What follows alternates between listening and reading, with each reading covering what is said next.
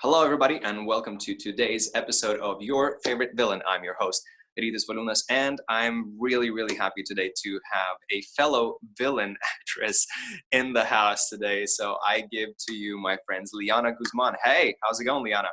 Hey, Rytis. Thank you for having me. Thanks for being here. I'm excited because you're my first villain friend that's on the show so far. So let's go straight into it. Tell me who are your favorite villains and why, and then we can talk about just being a villain and what is that like life for an actor as well. But first of all, who are your favorites? Okay, cool. So there are so many, but I contemplated which ones I was really drawn to. So if you were to ask me Batman versus Superman, I'm kind of more of like a Batman girl, right? So I saw The Dark Knight and I absolutely love that movie. I love the original, don't get me wrong. I love the original. But when The Dark Knight came out, and I think this one, like cinematically, like everybody like had a pretty much like positive review for when they first saw it. I mean, the acting was also phenomenal. I mean, so many amazing actors came out of that movie. But the character Two-Face is probably my favorite supervillain.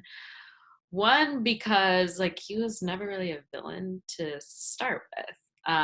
So the character, his actual name is Harvey Dent. And so he's a DA, district attorney of the city of Gotham, right? And so he is a man that, fights for, the law, and, he's of service and a man of integrity. But I mean, lo and behold, in the city of Gotham, obviously, greed and crime, kind of get the upper hand. And so when, everybody knows like half of his face, obviously, because his name's called Two-Face, was like burned off with acid, right? He kind of like throws the towel in, right? And he's like, well, fine, if this is what's going to happen to me after me doing all of this, being a man of service, fighting for the law, this is what's going to happen to me, fine. It's kind of like the whole, like, if you can't beat them, join them, right? Mm-hmm. So he joins them. And what I also like about his character is that he uses the coin. So he has a coin that he uses, and he makes a bet or a choice based off of heads or tails.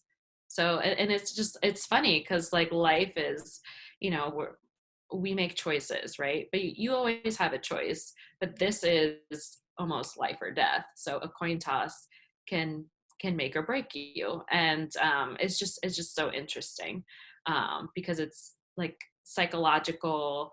He I mean, he grew up being a man of the law and putting his heart and soul into being a man of service, and then this happens to him. And I feel like a lot of people too sometimes, like in life, they're just like, well, I give so much and I do so much, and why do all these bad things happen to me, right? So he's probably one of my favorite supervillains. Yeah, That's a good choice because as soon as we started talking about that film, there's an obvious choice that a lot of people actually choose, which is the Joker. Heath But Ledger, of course. yeah, but I mean, legendary performance, hands down. But Two-Face is also very interesting because I feel like, in a certain way, it's even more relatable as a human being. Someone who's just like dedicating himself to his work, and he's great at it, and he's just nonstop just trying to make a difference, and then this happens to him, and that's when it all snaps, and it becomes like you mentioned. I kind of forgot about the coin, but like the coin thing is also, I think, why it's so enticing is that we all understand that everyone's like, I think it's an old theater saying or a movie industry saying, where it's like we're all one bad afternoon away from becoming a villain. So that's like the actual definition, like an example actually of what it would be if someone who has a very strict and straightforward moral code, there Mhm. comes a point where like you just can't take anymore, and then you snap, and then the coin becomes a thing, which is a scary thing for like a lot of people in life, when you really think about it, like making decisions like based on chance. So Yeah. that's like whoa, that's like there's something. But then again, if someone gets to that point, the breaking point, and then that's what happens afterwards. So I really, really, really like and approve of that choice. Now, since we're both by brand, we're both villains as Right. actors. Yeah, it's we kind of talked about it before this conversation started, about what is that life like. So how's it been for you? How are you feeling? Mhm. What is your I don't know, like approach to it? Do you accept the fact that like you're not a bad person in real life, but just like that's in your job, that's how people see you? Well, what are your thoughts about it? Yeah, it's funny because I grew up acting in the theater and training in theater. And if you look at a lot of older musical theater, classic also musical theater, um, there's always an ingenue that has a certain physical appearance, a look to her. And then there are these day players, if you will, or supporting characters that are deemed bad, the antagonists, and they have dark features. And so that to me was just always ingrained because that's how the stories were written. That's how it always was. And even, sometimes as a kid, I grew up also watching Disney. Like I loved Disney. And you look at Disney and the same thing, Mhm. there's a lot on the princesses, that look a certain way. And then the villains are, dark haired, dark featured, right? And Yeah. so I guess when I studied musical theater, and I was in college and I started getting these roles for that, I was grateful because one, in college, to be placed in a role right from the get. I mean, mind you, a lot of conservatories in musical theater, you're not seen until maybe your junior or senior year. Hmm. Um, so for me to get a chance to play someone right from the get, from my freshman year, I was cast, and I continued being cast throughout my 4 years. Um, I was proud of it, and I even played men. I mean, that's how far it went. Hmm. Was forced to put my hair up in a bun, and I have long hair. I was forced to put my hair up in a bun, like barely any makeup, stage makeup, of course, but barely, any makeup. I mean, I wore heavy, heavy layers of clothes. I mean, I was in the crucible and I played a man. I would have to try and deepen my voice. I mean, these were things that I thought, well, oh my gosh, this is so cool because it's a challenge, right? It's something different. And I'm actually seen, I'm actually performing, I'm actually doing something. And so I was grateful to be doing that in college when I was studying musical theater. Um, but then in film, it's a little different uh, because you are cast most of the times from a headshot, from a self tape. And Hmm. so your Speaking of headshots, headshots, I will try to screen yeah. share some of yours so we can all see, and then we can all agree that it's an interesting thing. Like this is one of Liana's headshots. Like I told her before we started recording, I was like, I look at this shot and yeah, I see immediately like Lady M, kind of like that kind of a vibe, that like a smile that 100 things can be hiding behind it. And it's Hmm. and it's all solely because you have like dark brown eyes, you have like long beautiful dark hair, you have darker features. And I feel like throughout like cinema history as well, and especially like talking about movies like this is just like classic, like, but Yeah. those are the shots after you like found your brand, and you kind of steered into it, right? Hmm. But just the fact that like really had a thought the other day about when I was thinking about this, about female villains in especially in like movie industry. It's like Hmm. usually they are the most, at least for me, I mean, I guess everyone's taste is different, but like for me, the most beautiful and powerful women were always playing the villains. And it's just like, and they all had like this kind of like a darker features, and like a certain amount of, I just want to say it's just like a natural charisma of like, someone who you're drawn to, but you're kind of scared of at the same time, which is, I think Yeah. I think it's the most awesome thing to like Yeah, to it's be like able you to, love yeah. to hate them and hate to love them, Yeah, right? yeah, It's, exactly. the whole like badass attraction of anyone, right? It's like, oh, they are the kind of person that, maybe they don't they don't seem to be like the nicest or kindest or the most caring, but they have this confidence and this air and this energy about them that makes you so drawn to them, because they do think that they're like, the most confident, the most badass person, and that they can win anybody over. um and a lot of, you're right, women, that are, super villains or that play villains on TV have to have that sort of energy. um and especially, I mean, with the headshots being, dictated as, the way that you get cast. I thought about what colors I was going to wear. I mean, even that small detail, red, for a woman, especially a woman with dark hair, dark features, that's going to be seen as, kind of, a badass, tough chick, no nonsense, someone out for blood, right? Hmm. And so also being a Latina, I also get typecast a lot because Latinas are seen as, the power hungry, the manipulative, the loud, and the passionate, and mysterious type of women. And that's not who I am as a person, but I embrace it because I think it's so fun for me to be able to play someone who is contradictory to who I am as a persona.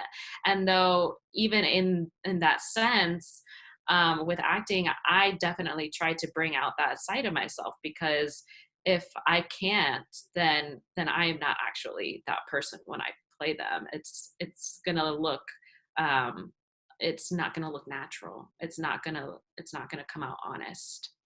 So Yeah, and it's interesting because there are many examples throughout like cinema history. I want to say at theater is a bit different. Like mhm. theater you can get away from the beaten path in terms of typecasts sometimes based on your ability, skill, and performance level, and like the director's Yes. vision and stuff like that. It's just Mhm.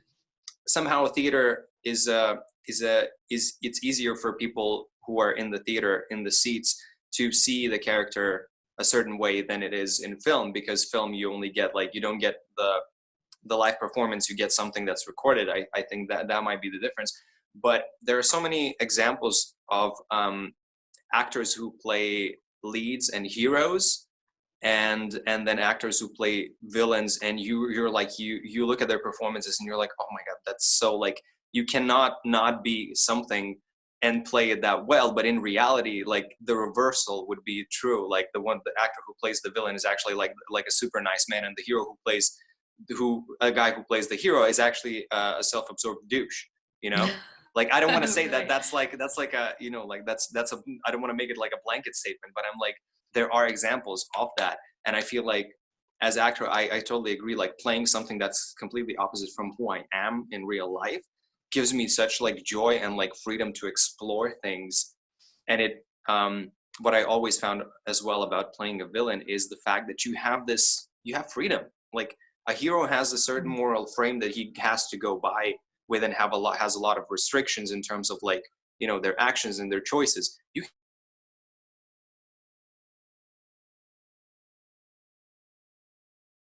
own it, and as long as you're charming and confident in it, it Mhm. works.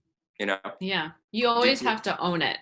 I yeah. totally feel that way. Yeah. I mean, when you play a certain character that has all of these, qualities that aren't endearing, that again are completely different than who you are as a person, I mean, you really have to dig deep and be like, okay, well, what am I going to do physically, vocally, emotionally, mentally to get to the heart of like how this person is? And a lot of the times it's like, well, you just have to go for it and really like know that, all of the character breakdowns that the writer gives you, all of the little notes and like details that you get in that script or in that story, you can alter some of those things. But again, with someone who is that different than who you are, there's, I think, there's a certain quality that you need to know about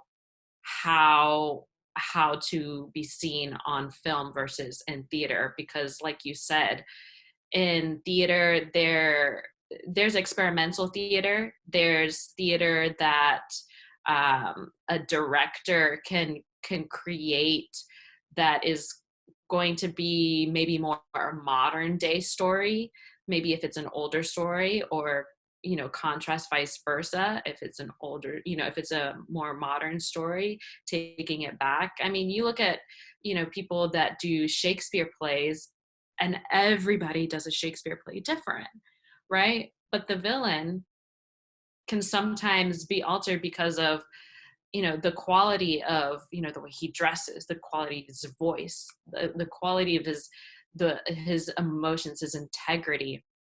So I think as a person, if you really as an actor dig deep into what those redeeming qualities are, bring those out. I mean, stand in that truth, stand in that value, so like, this is who this person is, and this is how I want people to see it in the theater and in film. Because in film, sometimes you can't go big. You can't, sometimes cinematically, if you're doing something like DC, Marvel, like, obviously that's action, that's completely different. But any sort of villain, quote unquote, somebody who has these bad qualities, immoral qualities, they don't have to be big gestures. It's the quality of the things that you believe to be this person. So I think that that's something that also is different from film and theater. Yeah, absolutely. I agree. And I think I found that as well, that anytime, especially like the first read or read through or whatever, a lot of people are so quick to judgment in terms of like, because it's just easier to think that way because we've been kind Hmm. of like by the stories we've heard, we read, we saw, we've been programmed to go like, okay, this is the good guy, this is the bad guy. And Right. that's kind of like we fall into those categories, like we judge them so fast and so easy. And I Yeah. always like it makes me sad and kind of angry, and I want to prove them wrong, especially if I'm playing the quote unquote bad guy, because that always just encourages me to dig deep, like you said, and find the humanity, and Hmm. just realize that to the rest of the world you may seem like a villain, but in your own life you can live it by your principle. And it's like everybody else, like you're just Hmm. doing something that people for some reason don't like or don't understand or appreciate, but you're living by a certain code, and like there's Hmm. humanity involved in it. And I feel like the villains that resonate with people are the kind of those where you look at them and you're like, I do see that the actions that they're doing are bad for others, but at the same time I do understand why you're doing them. And I feel like that's the part that fascinates people about like well-made villains, is the Hmm. fact that like I kind of want to hate you, but at the same time I get you. So you're in the zone of like, yeah, what does that make me? if I Right. feel that way. Right. It's almost ethnically ambiguous and political at the same time. Yeah, exactly, exactly. All right, so let's shift to this now. Imagine, our glorious villain careers are at the end. It's all said and done and everything. Is there any specific type of a legacy, I want to say, that you would like to leave behind, that if somebody would like look you up, they would get a short description about you, and what would you want it to be? Mm. What would you want it to be, as an actress, as a person, as a human being, as a woman? What would you like future generations to know about you off the bat?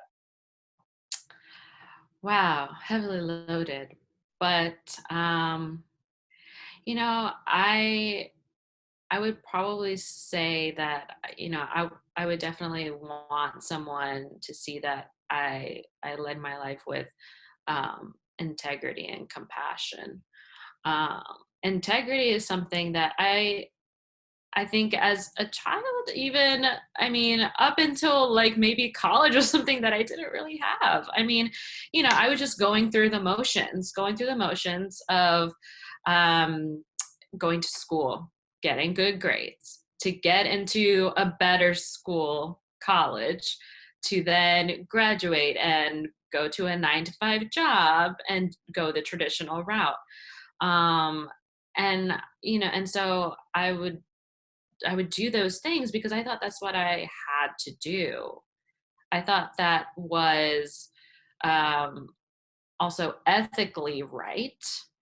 And so, I would want people to know that I did pursue my passion, and that anything is possible if you can live your life with integrity, and also compassion, not just compassion for others, but compassion for yourself. Because I think I beat myself up a lot because I took too much time.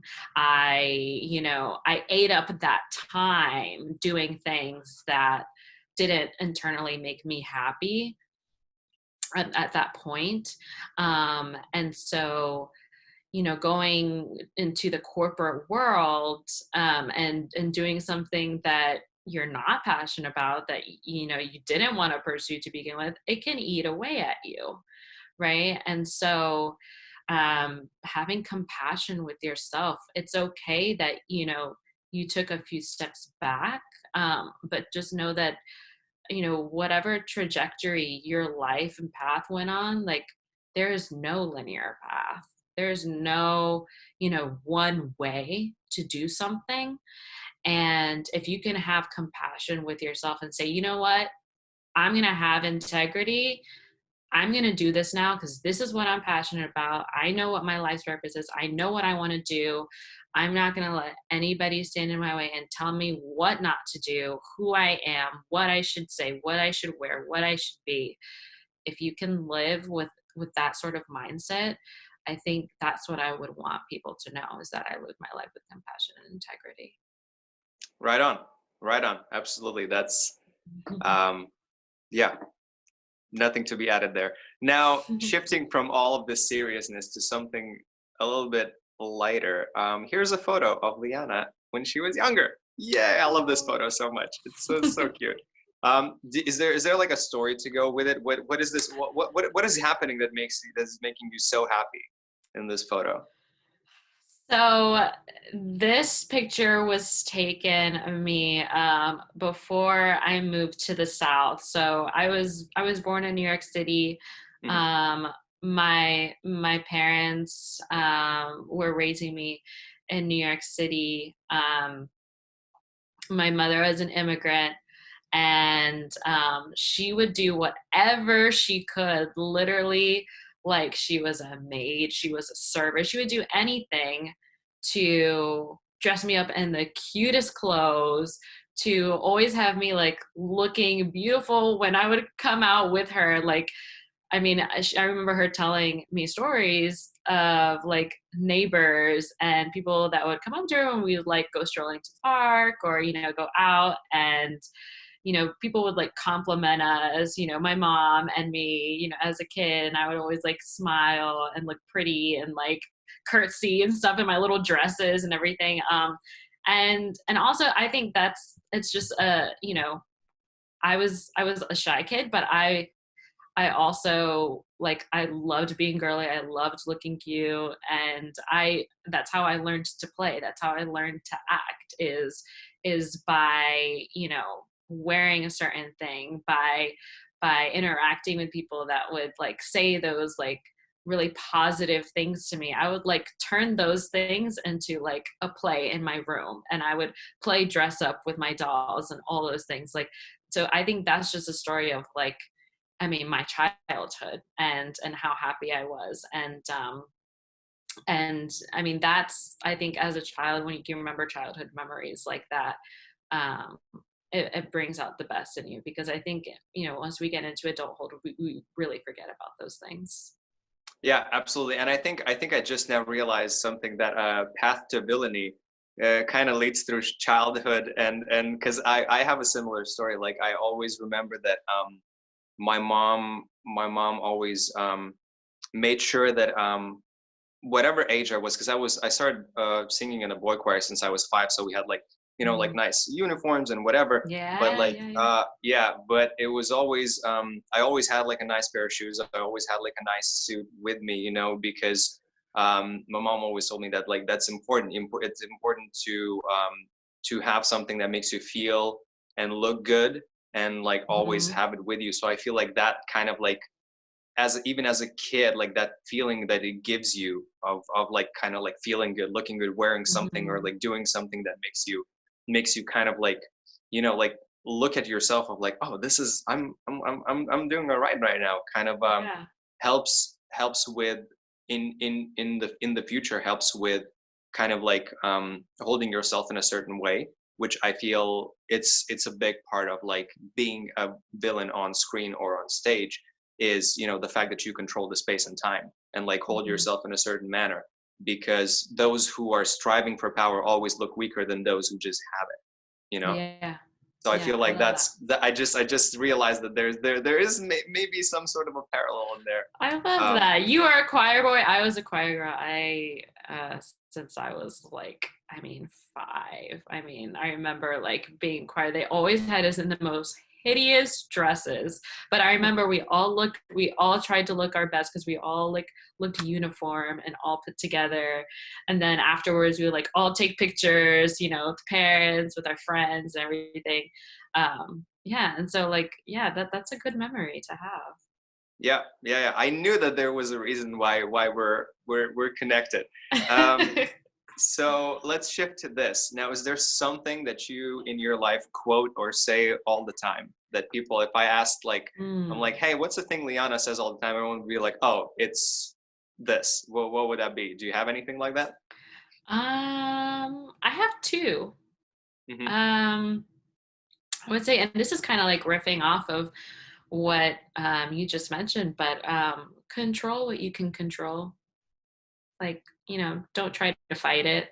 I mean, I say Okay. that like, don't try to fight it. Nice. Control what you can control. Because I feel like the more resistance you have towards something, like you're just putting yourself in a negative mindset and in a negative space. And um, there are so many things in our environment externally that we try to control, whether it's, someone else, what someone else thinks of you, what somebody else says, whether it's, material objects, right? Or the things we eat, the things we see, the things we wear.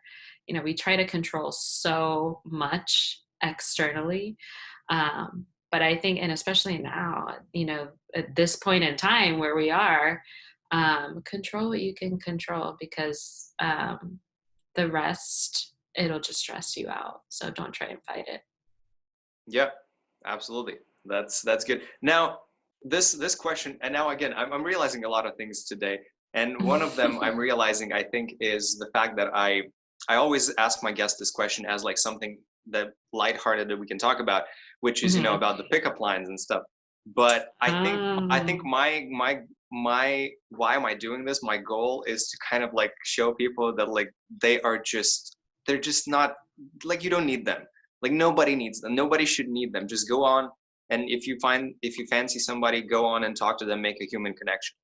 yeah. But I'm interested since, to the world, sometimes you and I, people perceive us as villains in our real life just because we look a certain way. I know I've struggled with it in my youth when I've been told by girls that I look like someone they can't trust. I look Mm. mysterious on purpose. I look, what was it? What was it? I look like the ultimate douche, and I'm like, but I'm Oh my not. God. So do you get that, like, from men, that they're kind of like I afraid of mean, you yeah, sometimes? you know, it's so funny you mentioned that because I think the first time that somebody told me this was in college, but they were like, I was so intimidated by you. And I was like, what? Intimidated by me? I mean, me of all people, I'm like, no, why? Like, I'm just this little thing. I'm like, this 5'3" little, Latina. And I'm like, no, why would I intimidate you? And they're like, well, like you weren't smiling. Like you just looked so serious and like, you know, like just the way you look. And I'm like, wow, I need to do something about this, right? So I think that's why I smile a lot now. I smile a lot more, I laugh a lot more. So I guess my pickup line wouldn't be verbal. It might just be more right? It might just be more like physical, like you know? Yeah. Because I've been told I look, serious or intimidating. And I mean, the adjectives that come up, with my brand are, like bitchy, bossy, you know, passive aggressive. I mean, the list goes on, but like sassy, bitchy, those are the ones that people think of, when they see me, and they're intimidated by, which, it's just funny because I think, and the people that know me best know this, but once you get to know me, like, I'm not the intimidating bitchy person. I'm more intimidated probably by you. So Which is, I mean, hopefully not by me specifically, but not by you no, I'm kidding. specifically. But yeah, no, I totally agree. And I think, what was I going to say? I lost my train of thought.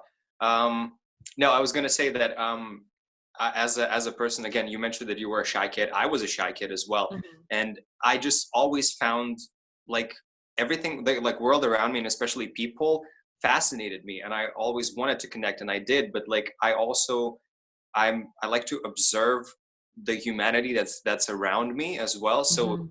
once I was told by a friend, he's like, dude, like, you look like super creepy right now. And I was just like in my thoughts somewhere thinking, like, because I saw something and I Yeah. was just like thinking about it, and I was just like my neutral face, like, I guess I do have a resting certain face, Mhm. like some people do. And he's like, dude, like, what is going on? You're like super intense right now. And I was just like thinking about, and it was like kind of like happy thoughts that I was thinking, but I was just like, I was in my mind, and I'm like, oh wait, what's going on? And then I was like, that's weird. Like, what are you saying? But then afterwards, I was like, oh, I can see that. Like, because for me, like, nothing bad or like intimidating is happening, but just because, like, my neutral kind of like face and demeanor is a certain way, I'm like, oh yeah, I can actually Oh see that. yeah.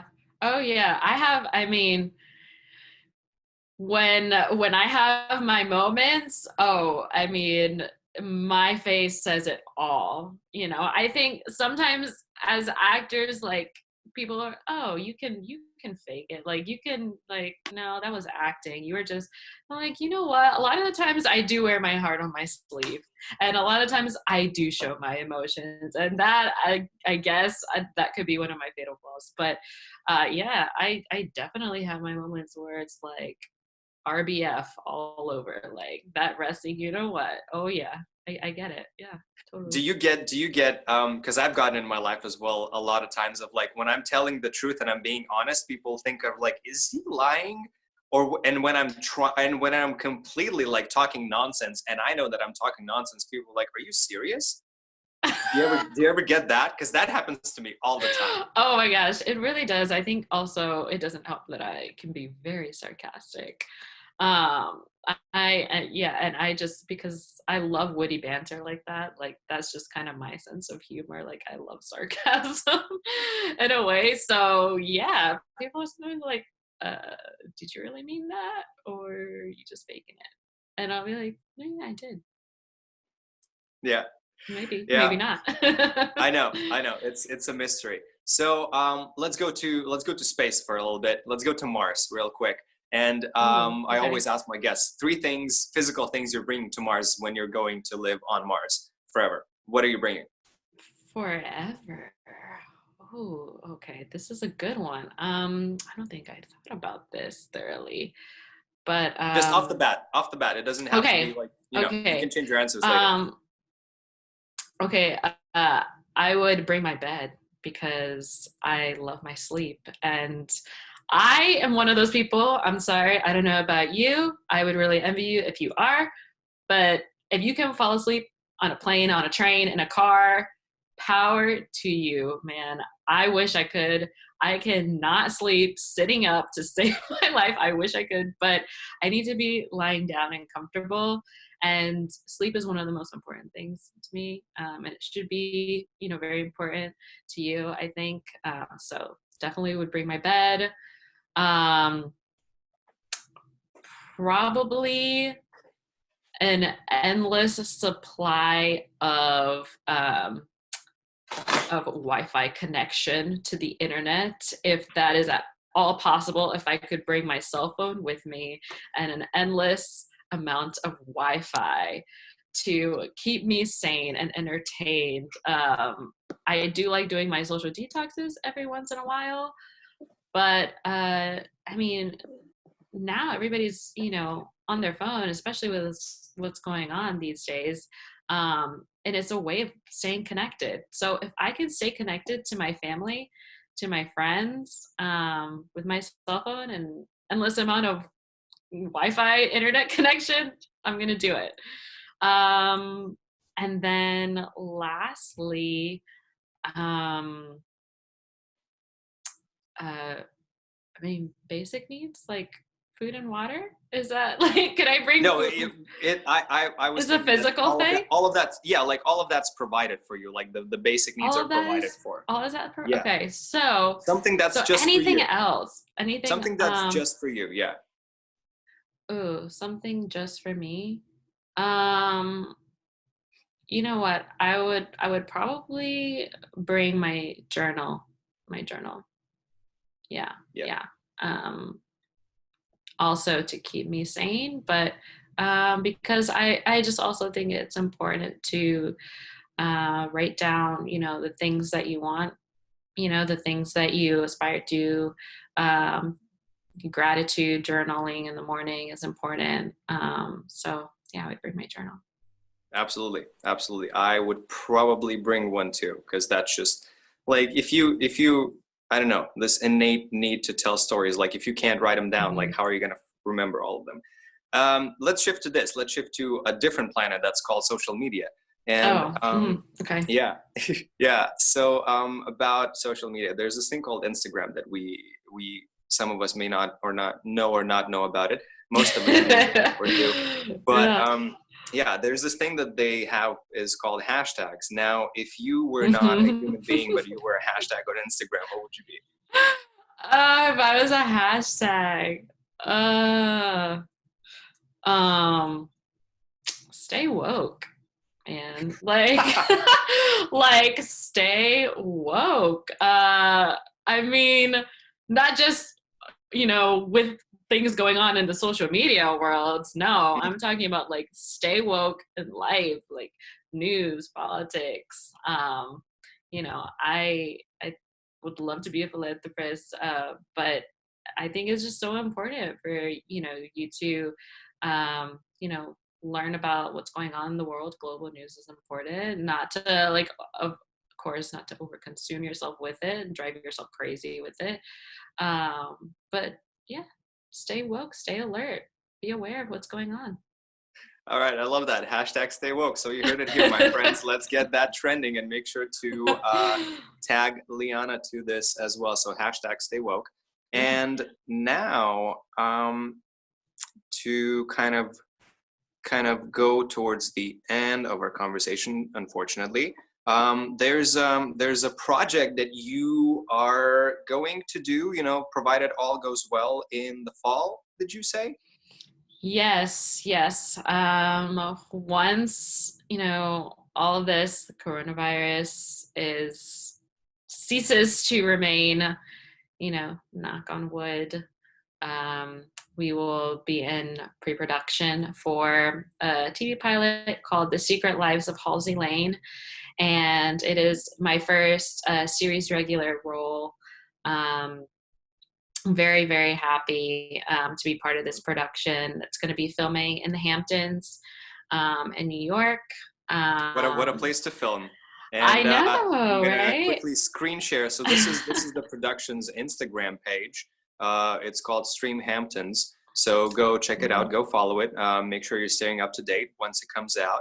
Now this is you. This is your profile, and you will be playing Carolyn Halsey. Now, who is this character? And I know that you mentioned that she's a bit of a different character, like a bit of a separation from your initial brand as a villain, because she is a New York State Assistant District Attorney, right? Right. Yeah. Again, so, she's a woman of service, woman of the law.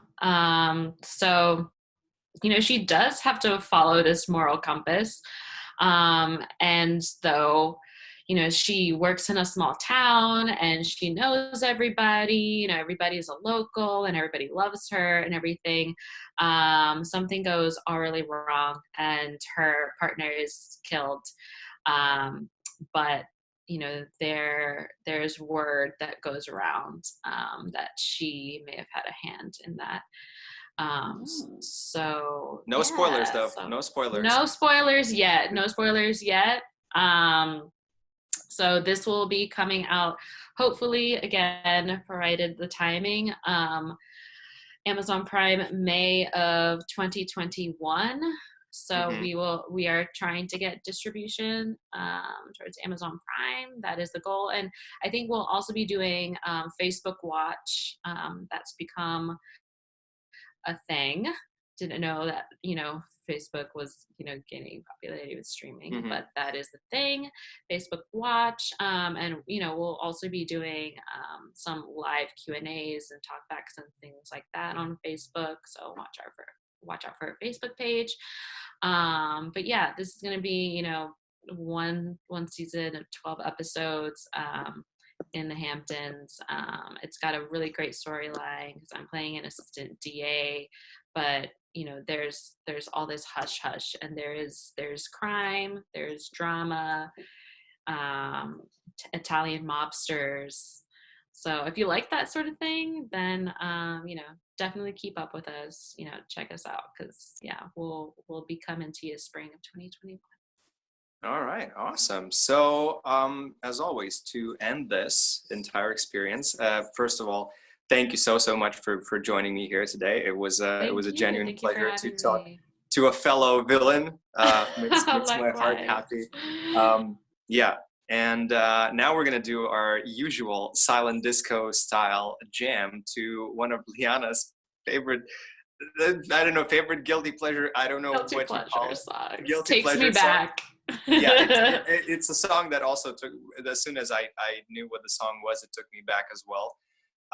So yeah, let's tell the audience what we're gonna jam it out to. Okay, so this is Gasolina by Daddy Yankee. Yeah, everybody, I know if you're trying to pretend that you don't know the song, I see you. I see through you. We all know this song, right? So we're gonna have some fun right now. So we're gonna start jamming, and then we're gonna sign out, my friends. Are you ready? Everybody, get your Daddy Yankee Gasolina on, and let's do it. Oh yeah.